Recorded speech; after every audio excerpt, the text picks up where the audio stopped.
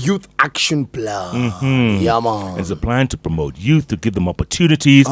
And I tell you, Union Ambassador to Kenya, Her Excellency Henriette Geiger joins us live in the studios. Ambassador, good to see you. I have always wanted to be on the show with you because I think you're a great moderator. Oh, you're so sweet.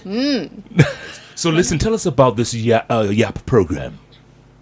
Well, this was something that the European Union learned. The European Union is made up of 27 countries, and they're all aging. So the average is 50 plus. So that is reflected in our politics and in our policies. So old people make the policies, and that's the result is policies for old people.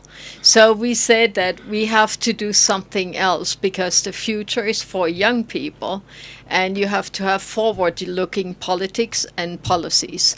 And this is especially important when you relate to young countries, such as Kenya or Africa, with a population where the majority is underage. So we said we urgently need to make sure that our policies and politics are youth-proof. Yeah. So we went through all our programs, our policies, both in the EU, but also outside. And outside, it's even more important. So in Kenya, we are soundproofing, we are youth-proofing all our programs. And how does the Youth Action Plan influence the EU's approach to engaging with Kenyan youth? And what specific initiatives have been implemented as a result of this plan so far? I hope you saw some of this. For example, the Romania trip is one of that. Yeah.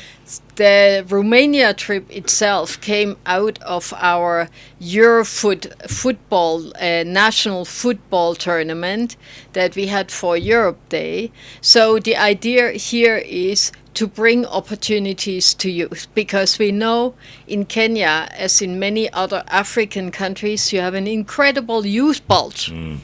So every year there are thousands, and I was told even 1 million per year coming onto the job market. Absolutely. They need opportunities. They need hope. They need to be given a perspective. Of course, the European Union cannot do that, but we can contribute to provide opportunities. Ambassador, why Romania? Romania, because Romania was the member state that took it on and offered it.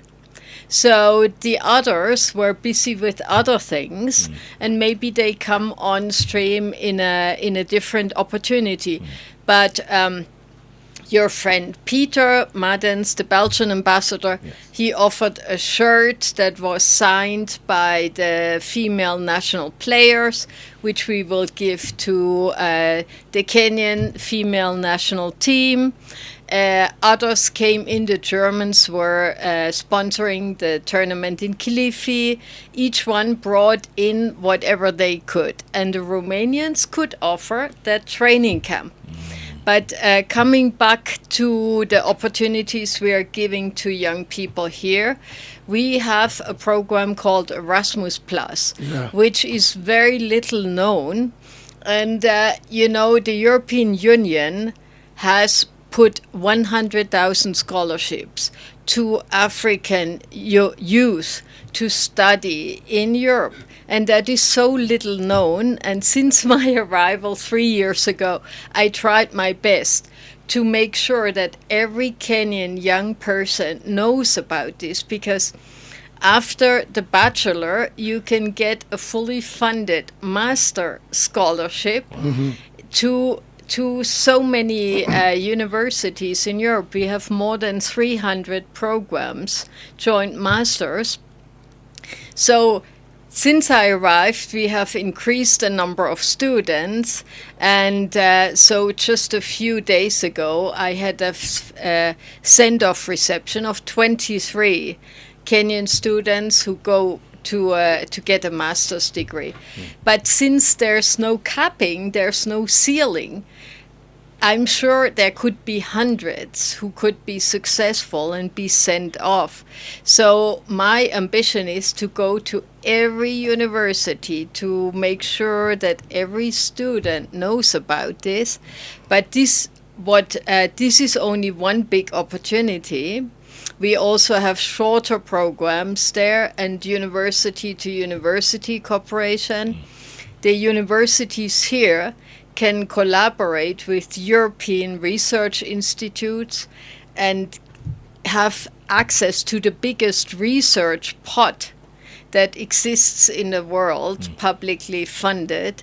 So there are opportunities there. We are helping youth with credits and technical assistance to get into the agro business, into the business, not subsistence farming. Right. So we're doing several things. We're helping creatives to get mileage and to have creative exchange programs. I, for example, hosted a launching event for Octopiso's latest album in my residence. We had a music exchange, Kenya EU, last year with young musicians up and coming to give them opportunities in Europe. Now we're having a joint film festival to try to also empower the creative sector, because people underestimate here the power of the creative sector. Was the second largest sector in terms of economic growth last year. Amazing. Have you been able to track the impact or analyze the impact? If yes, so far, how? What would you say the impact has been? We haven't done the systematic tracking yet. So Beatrice, who's here with me, is working on this, because we have to do media analysis and to see how many people understand what the European Union is. And many times we are being confused with the African Union, because EU, AU, and people think, there's another entity out there, and they don't really know what it is. And in any case, what I learned is, if something makes an impact in your life, then you know what it is. If it's something that is just floating around there, you have a notion, but it's not of relevance to you. So what I'm trying to do is make our programs and our presence here relevant for young people. And I have seen the power of the young people, educated, patriotic, wanting to change. I mean, any country would be very happy to be blessed with such a also digitally savvy generation. So we are also working very much in the digitalization here. And that is a great opportunity in itself for young people, because they can work from anywhere, getting an international online job. So it's not just going away. But Germany and Kenya are signing, I think tomorrow, a legal migration agreement. Nice. So also our member states are doing a lot in these spaces.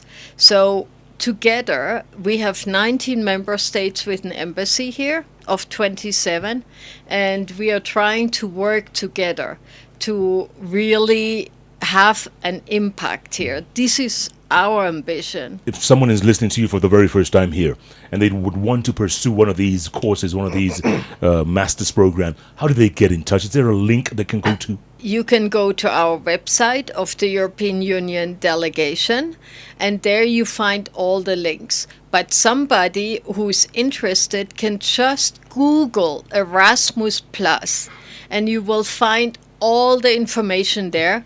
Also on Twitter and LinkedIn, I'm normally on also our own European Union social spaces, media spaces. We are always publicizing what is coming up, what are the calls. So Erasmus Plus always has the information there. and the calls are always published. So there's a new round coming at the end of September. And the good thing is everything is online. So, and the other good thing is even you, Jeff, could apply. There's no age limit. Are you saying I'm old? And, Ambassador, you just said we I'm are old. all no. That's what we you are just all said. young at heart. I went to school with Peter. Does that make me that old? We are all He's old. young. Tell him he's There- old, but there are opportunities for him despite his age. Ambassador, they call me a fossil here. You know He is that. a fossil. They call me a fossil. But there's an If opportunity you're for you. fossil, I'm a fossil.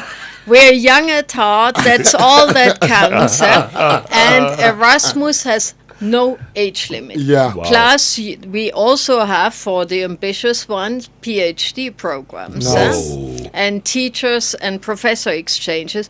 So the good thing about this is nobody can interfere. It's between you, your academic credentials and your academic ambition and the university. Amazing. So I don't know if you apply.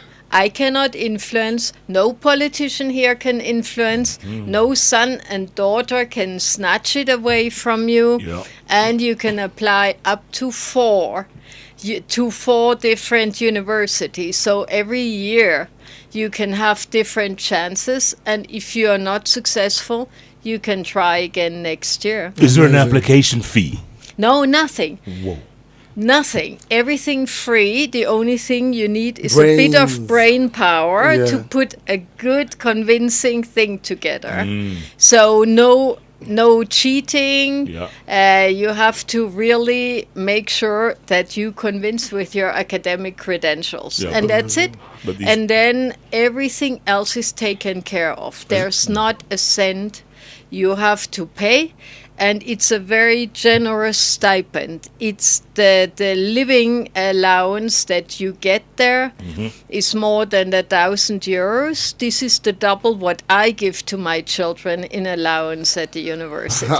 Erasmus Plus, Erasmus EU Plus. program for education, training, youth and sport. So Nice. unaweza log on kwa Erasmus Plus. Plus. If you're studying for master, you get the chance to work for 1 year afterwards. Nice. In the EU. Yeah. And the EU is losing every year 1 million people in their workforce. So there's a huge Gap. pressure and demand.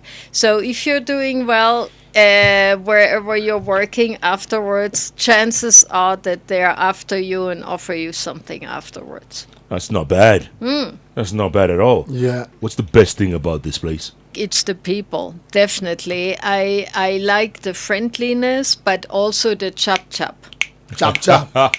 Chop, Quick. chop. I'm so happy. I always worked very well with Kenyans. I worked already for many years on Africa, and I find Kenyans the most proactive, the most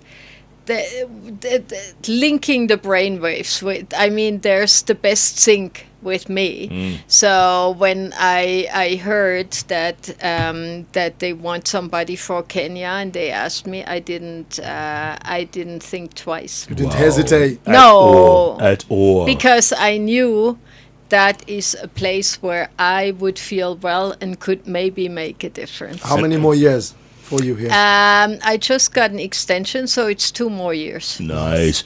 And what's the worst part other than traffic and borders? The worst part, Most challenging. I- Let's say it's most challenging. I see a lot of inequality here, and that is really paining me, because I think that Kenya has the potential to go off like a rocket, and I'm saying that all the time. There are so many opportunities here that are not yet fully used.